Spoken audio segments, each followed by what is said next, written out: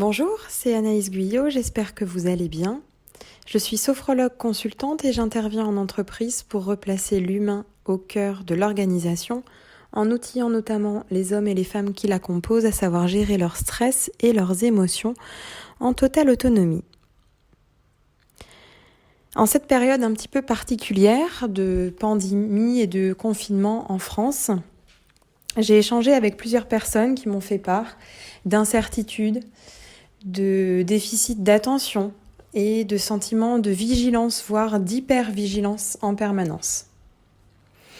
Alors, je vous l'ai déjà dit, moi, j'ai pas la recette miracle pour rester serein, zen, en paix, calme, quand à l'extérieur, la crise, et même à l'intérieur, la crise bat son plein.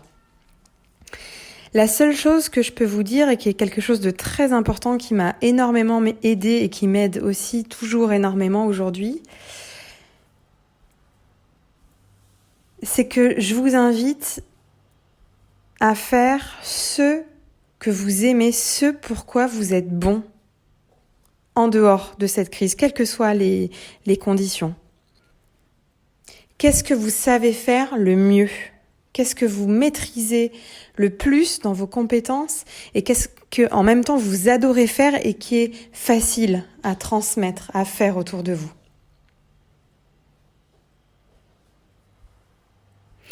Et je pense que s'il y a une piste pour s'approcher de cette recette miracle, en tout cas un petit pas à faire aujourd'hui, je pense que c'est celui-là. Cette phrase, je la dois à François Lelore, Hector et les lunettes roses. Je vous recommande ce livre, il est très accessible, il est très chouette. Et il nous donne une clé dans ce livre, François, qui est psychiatre. Il nous dit que le secret du bonheur, je ne sais plus sa phrase exacte, c'est de faire ce qu'on sait le mieux faire le plus souvent possible. Donc moi, je vous invite, pour aujourd'hui, si vous en avez envie, à noter sur une feuille ce pourquoi vous êtes excellent, ce que vous savez faire avec talent, mais en même temps avec simplicité et avec passion. Quelque chose que vous savez faire, pour lequel c'est simple pour vous, et en plus qui vous nourrit, qui vous plaît. Listez peut-être sur une feuille une seule chose, c'est déjà énorme qu'on a pris le temps de trouver, et peut-être plusieurs s'il y en a d'autres qui viennent. Et une fois que vous avez écrit ça, posez-vous la question de quelle manière aujourd'hui, un tout petit pas, même si c'est pendant 3 minutes, 5 minutes, comment vous pouvez faire ça pour vous ?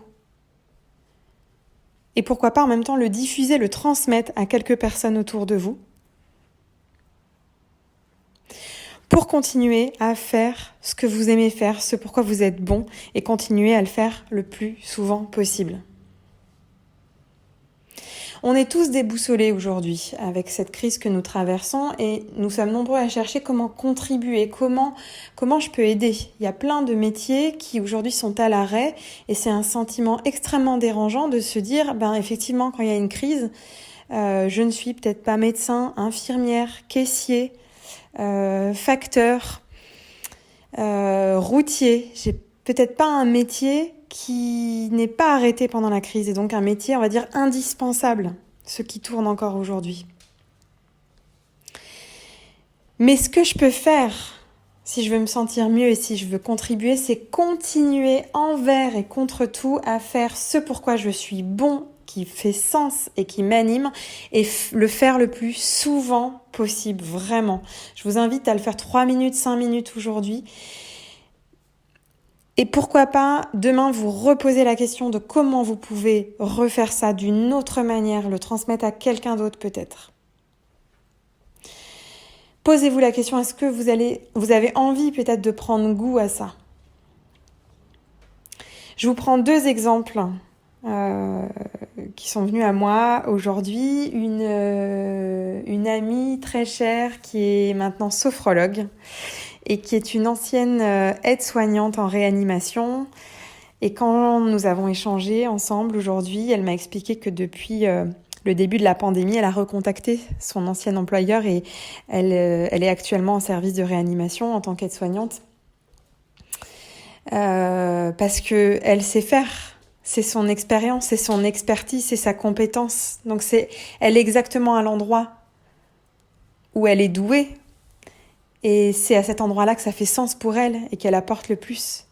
Et elle m'a donné l'exemple d'une autre collègue qui est hôtesse de l'air et qui est allée bénévolement rapatrier des gens pour qu'ils puissent rentrer chez eux. Et ça, c'est pareil, qu'on soit dans notre vie quotidienne, celle d'avant la crise ou en pleine pandémie. On peut tous et toutes, d'une manière ou d'une autre, continuer à faire ce qu'on sait le mieux faire et à le faire le plus souvent possible. Alors bien sûr, il y a des métiers manuels, les artisans, certains métiers qui sont en contact unique avec le public, je pense aux coiffeuses par exemple. Et bien je me dis, posez-vous la question, qu'est-ce que vous aimez dans ce métier-là ? Qu'est-ce que vous aimez faire quand vous faites ça ? Qu'est-ce qui vous nourrit ? Qu'est-ce que vous savez faire le mieux ? Et qu'est-ce que vous pouvez faire aujourd'hui 3 ou 5 minutes pour continuer à le faire à l'extérieur de ce salon de coiffure sans client à coiffer. Quelle est finalement la plus petite variable, le plus petit dénominateur commun que vous pouvez trouver et dans lequel peut s'exprimer ce talent, votre passion, votre compétence. Prenez vraiment le temps de réfléchir à ça aujourd'hui et à vous accorder 3 à 5 minutes où vous tentez de vous approcher le plus possible de ça. Je vous souhaite une merveilleuse journée, prenez bien soin de vous et des vôtres et je vous donne rendez-vous très vite pour la suite.